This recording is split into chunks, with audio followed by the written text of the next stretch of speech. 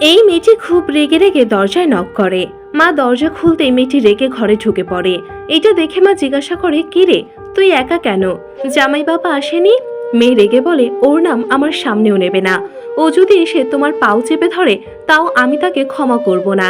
এর কিছুক্ষণ পর মেয়ে খুব ভালোবেসে রান্না করে। তখন মা বলে, টেবিলে এত খাবার রান্না করা আছে, তাও চিকেন কেন? মেয়ে বলে, তোমার জামাই বাবা চিকেন খেতে বড্ড ভালোবাসে। মা বলে, কিন্তু জামাই বাবা তো আসেনি। তখনই দরজায় বেল বাজে। মেয়ে বলে, ওই যে দেখো এসে গেছে। মা দরজা খুলে দেখে জামাই এসেছে। খাবার খেতে বসে জামাই বলে, মা, আপনার মেয়ের হাতের রান্নার কোনো তুলনাই হয় না, দারুণ স্বাদ। এটা বলার পর তাকে ডাকে, কবিতা এদিকে এসো, খেয়ে নাও। খাবার ওপর রাগ করতে নেই। কবিতা মায়ের পাশে বসে। মা মুচকি হেসে বলে, কিরে, তোর না পা ধরলেও রাগ ভাঙবে না? স্বামী স্ত্রীর ভালোবাসা এমনই হয়, যতটা রাগ ঠিক ততটাই ভালোবাসা।